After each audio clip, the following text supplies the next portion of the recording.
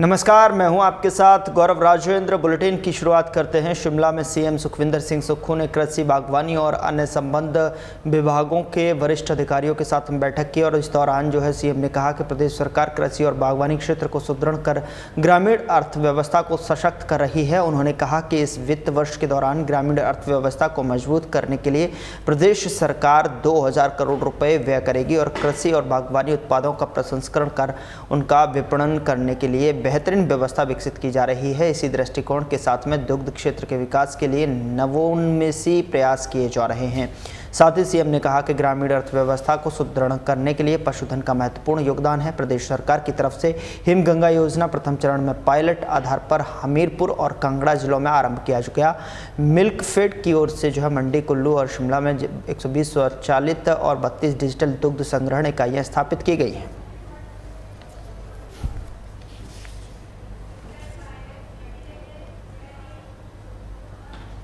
पहलगाम आतंकी हमले से उत्पन्न दुखद परिस्थितियों के मद्देनज़र हिमाचल कांग्रेस कमेटी की 26 अप्रैल को शिमला में प्रस्तावित संविधान बचाओ रैली नहीं होगी और इसे स्थगित कर दिया गया है।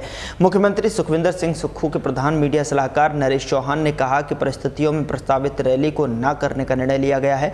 नरेश चौहान ने कहा कि पहलगाम में निहत्थे लोगों के साथ में जो कुछ हुआ वो बेहद दुखदायक है और पूरे देश के मन में इसके खिलाफ रोष और दुख है।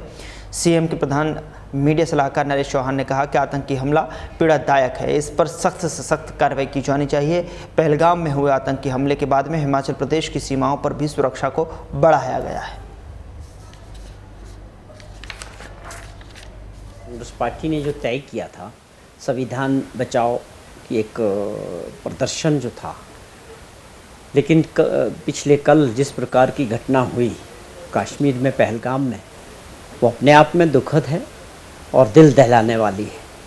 उसके बाद पूरे देश में जिस प्रकार का गुस्सा है, लोगों में दुख है और अभी हमारी प्राथमिकता ये है कि जो इतनी बड़ी घटना हुई है इसको किस तरह से आगे निपटना है। इसके तहत हमने अपने सारे कार्यक्रम जो ये 26 तारीख का भी प्रस्तावित था इसको कैंसिल किया है। सर, आगे आने वाले समय में कोई टेंटेटिव डेट रखी गई है कि कब तक ये रैली लगभग की जाएगी? नहीं, अभी इस पे कोई फैसला नहीं हुआ। अभी प्राथमिकताएं बदली है। जो माहौल बना है, सब लोग पूरे देश के अंदर बहुत दुखी है। जो टेररिस्टों ने जिस प्रकार निहत्थे लोगों पे, जो पर्यटक थे कश्मीर गए थे, जिस प्रकार का ये कार्य हुआ है, अभी पूरा देश सब बहुत दुखी है। जम्मू कश्मीर के पहलगाम हुए आतंकी हमले के विरोध में पूरे देश के लोग सड़कों पर हैं। पहलगाम में हुए नरसंहार के खिलाफ लोग केंद्र सरकार से कड़ी कार्रवाई की मांग कर रहे हैं। हर वर्ग अलग अलग तरीके से विरोध जताकर हमले की निंदा कर रहा है। तो वहीं शिमला में व्यापारियों ने इस हमले की निंदा की है और 12 बजे तक दुकानें बंद रखने का फैसला लिया है। हिमाचल प्रदेश व्यापार मंडल के उपाध्यक्ष इंद्रजीत सिंह ने कहा कि प्रदेश व्यापार मंडल ने 12 बजे तक दुकानें बंद रखने का फैसला लिया है। शिमला में भी बाजार बंद हैं। उन्होंने कहा कि व्यापारी वर्ग सरकार के साथ खड़ा है, सरकार को सख्त कदम उठाने चाहिए। पहलगाम में जो भी हुआ बहुत ही दर्दनाक हुआ और हिंदुस्तान के लिए सभी से बड़ी दुखद घड़ी है। इस समय में व्यापारी जो है उस परिवार के साथ खड़ा है, उनको श्रद्धांजलि भेंट करता है। हमारे जो प्रदेश अध्यक्ष आदरणीय सुमेश शर्मा जी, उन्होंने कल प्रदेश कार्यकारिणी की एक बैठक ली और उसमें ये निर्णय लिया कि हिमाचल प्रदेश के जो सारे बाज़ार हैं वो 2 घंटे के लिए बंद रहेंगे। 2 घंटे से कोई फ़र्क नहीं पड़ा, लेकिन सांकेतिक है कि व्यापारी इस दुख की घड़ी में अपने उन भाइयों के साथ है जिन्होंने उन परिवारों के साथ है जिन्होंने अपने परिवार के बच्चे खोए हैं। और रही बात शिमला की, जैसे आपने कहा कि बाज़ार मिला जुला है और कुछ खुले हैं कुछ बंद हैं। अब शिमला में लगभग पिछले 4 वर्षों से 2 व्यापार मंडल काम कर रहे हैं, जो कि अपनी सुविधा अनुसार एक व्यापार मंडल ये कॉल कर रहा है कि बाज़ार बंद कर दिए जाएं और दूसरा व्यापार मंडल इस पर चुप है। तो मुझे लगता है कि ये मुश्किल घड़ी में व्यापारियों को साथ आना चाहिए और इन व्यापारियों को एकजुट होकर इस समय साथ आना चाहिए। और पूरा राष्ट्र आज इस समय मोदी जी की तरफ देख रहा है, क्योंकि हमें उम्मीद है कि ईंट का जवाब पत्थर से देने की आवश्यकता है।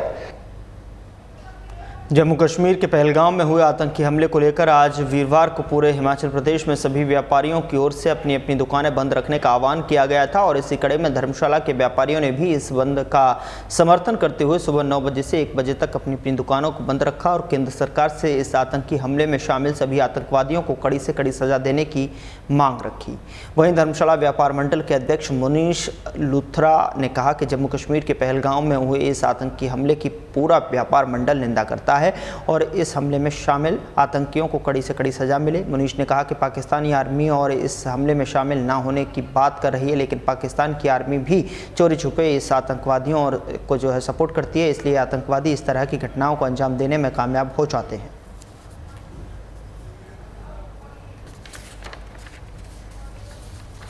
हुआ है टूरिस्ट पे कुछ आतंकवादियों द्वारा जो हमला किया गया, उसके विरोध में आज पूरे हिमाचल में सभी व्यापार मंडलों ने एक बंद का आह्वान दिया था, जो कि पूर्णतः सफल रहा है।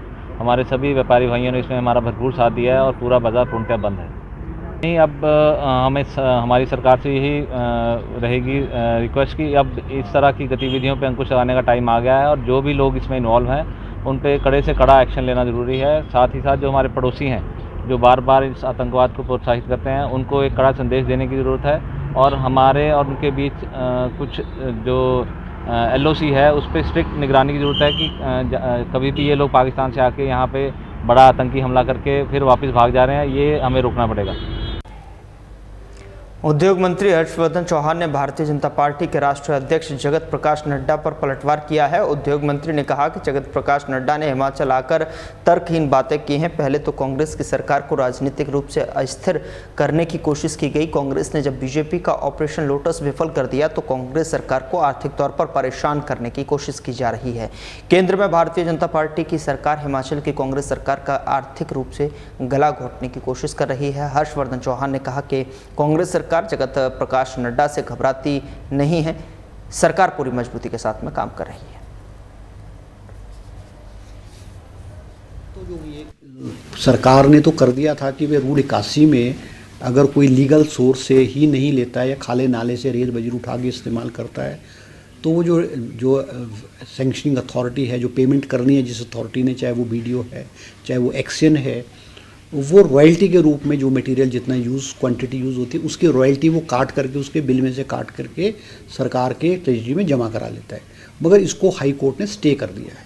अगर स्टे विकेट हो जाएगा तो ये हमारी जो फंक्शनिंग है ये स्मूथली हो जाएगी। अगर नहीं होगा, कोर्ट स्टे विकेट नहीं करेगा तो हम कोई और रास्ता निकालेंगे ताकि जो हमारे कॉन्ट्रैक्टर्स हैं इनको भी जो है दिक्कत ना आए और जो गवर्नमेंट की फंक्शनिंग्स है, वर्क्स की फंक्शनिंग्स है, वो भी स्मूथली जो है वो।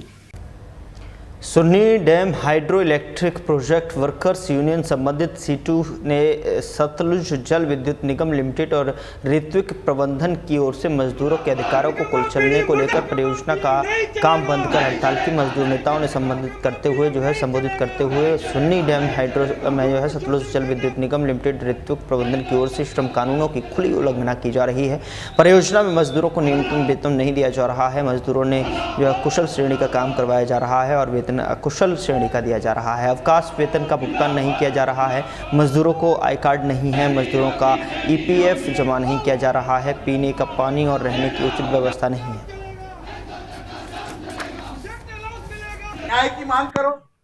हड़ताल आप कर नहीं सकते क्योंकि नए कानून में लिख दिया है। आज हड़ताल करने आए हो, आपको मालूम है क्या इसके बाद, लेकिन नए कानून में यह है कि अगर एक दिन हड़ताल करोगे तो 8 दिन की तनख्वाह काट दी जाएगी। क्यों कटेगी भाई 8 दिन की?